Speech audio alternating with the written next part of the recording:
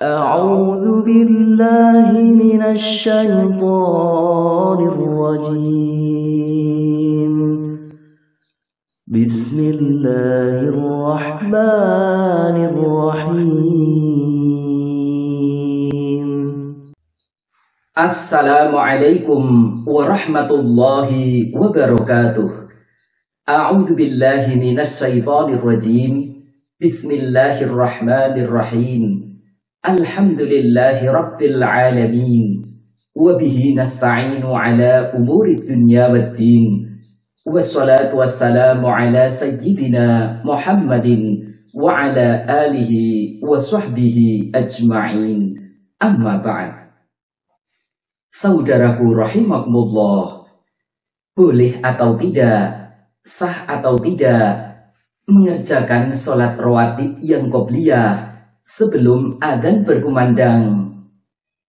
Kapan batas awal bolehnya mengerjakan sholat qobliyah dan kapan batas akhirnya? Simak jawaban lengkapnya dalam video kami berikut ini.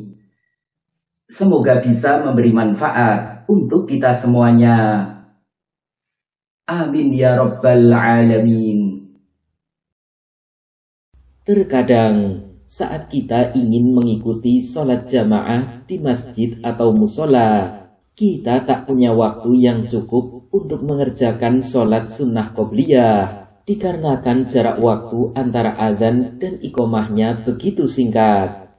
Nah, bagaimana jika sholat qobliyahnya kita lakukan sebelum adzan agar waktunya cukup dan bisa terlaksana dengan mudah? Boleh atau tidak? Sebelumnya penting diketahui bahwa pada asalnya sholat qobliyah itu dikerjakan di waktu antara adzan dan iqomah, mengikuti praktek yang dahulu pernah dicontohkan Nabi Shallallahu Alaihi Wasallam dan juga para sahabat. Aisyah radhiyallahu anha menyebutkan, dahulu Nabi Shallallahu Alaihi Wasallam mengerjakan sholat 2 rakaat yang ringan antara adzan dan iqomah sholat subuh. Hadis riwayat Bukhari dan Muslim. Anas bin Malik radhiyallahu anhu pernah menceritakan kebiasaan para sahabat ketika masuk waktu maghrib.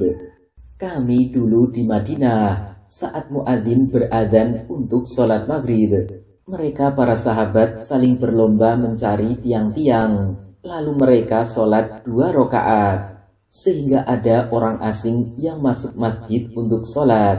Ia mengira bahwa sholat maghrib telah dilaksanakan, karena begitu banyaknya yang melaksanakan sholat sunnah sebelum maghrib.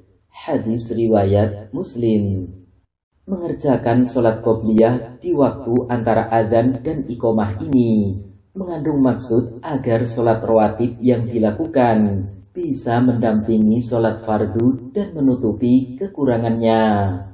Syekh Zakaria Al-Ansari dalam Asnal Matalib menjelaskan, sholat sunnah rawatib pengikut fardu yang dikukuhkan adalah 10 rakaat.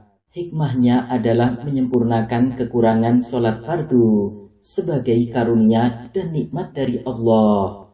Di samping itu, mengerjakan sholat qobliyah di waktu antara adzan dan iqomah memuat hikmah agar sholat qobliyah yang dilakukan bertepatan dengan waktu yang mustajab, yakni waktu antara adzan dan iqomah.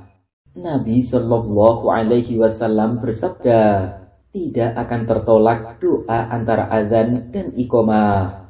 Hadis riwayat Abu Dawud, Nasai, dan Tirmidzi.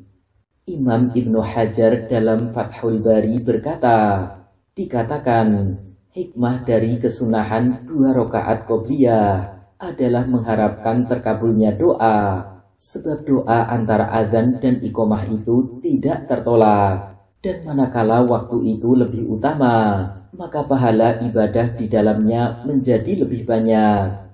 Namun demikian, mengerjakan sholat qobliyah di waktu antara adzan dan iqomah ini bukanlah sesuatu yang wajib, tapi hanya sunnah saja.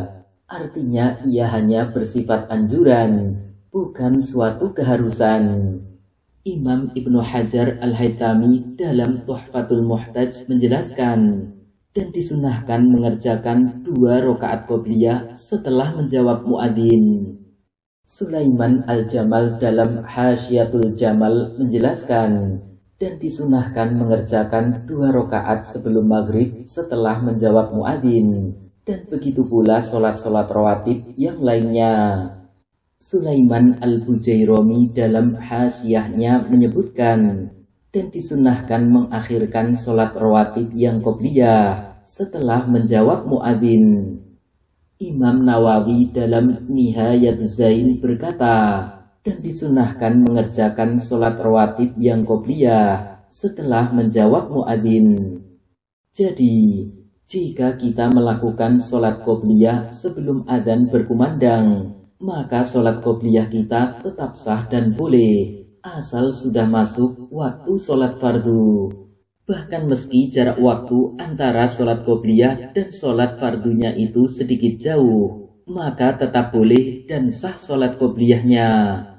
Sebagai contoh, apabila muadzin mengumandangkan adzan subuh pada pukul 4.30, namun waktu subuh sebenarnya sudah masuk sebelum itu, yakni pukul 4.20, maka seandainya ada yang melakukan sholat qobliyah subuh di pukul 4.20 atau sebelum adzan, maka sholatnya tersebut tetap dihukumi sah karena sudah masuk waktu subuh.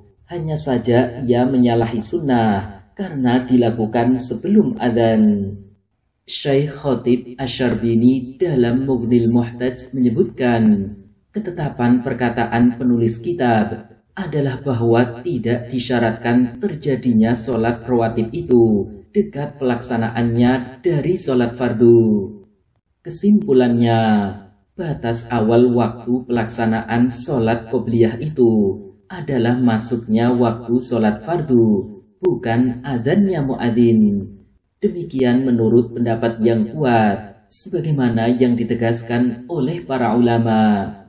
Imam Nawawi dalam Minhajut Talibin menjelaskan, waktu sholat rawatib sebelum fardu adalah masuknya waktu fardu. Imam Ibnu Hajar Al-Haytami dalam Tuhfatul Muhtaj menerangkan, waktu sholat rawatib sebelum fardu masuk dengan masuknya waktu fardu. Ibnu Qudamah dalam Al-Mughni berkata, setiap sholat sunnah rawatib qobliyah maka waktunya dimulai dari masuknya waktu sholat fardu. Syekh Wahbah Az-Zuhaili dalam Al-Fiqhul Islam wa Adillatuhu menjelaskan, sholat sunnah rawatib yang dikerjakan sebelum sholat fardu, waktunya masuk dengan masuknya waktu sholat fardu. Sedangkan batas akhir waktu pelaksanaan sholat qobliyah adalah berakhirnya waktu sholat fardu. Demikian pendapat yang diikuti ulama madhab Syafi'iyah. Imam Ibnu Hajar Al-Haytami dalam Tuhfatul Muhtaj menjelaskan, dan kedua macam sholat ini, yakni sholat sunnah sebelum fardu dan sesudahnya, waktunya keluar atau berakhir dengan keluarnya waktu sholat fardu. Imam Romli dalam Nihayatul Muhtaj menerangkan, dan kedua macam sholat ini, yakni sholat sunnah sebelum fardu dan sesudahnya, waktunya keluar atau berakhir dengan keluarnya waktu sholat fardu, karena keduanya berstatus mengikuti sholat fardu. Imam Jalaluddin Al-Mahalli dalam Syarah Mahalli berkata, dan waktu keduanya, maksudnya sholat qobliyah dan ba'diyah, keluar atau berakhir dengan keluarnya waktu sholat fardu.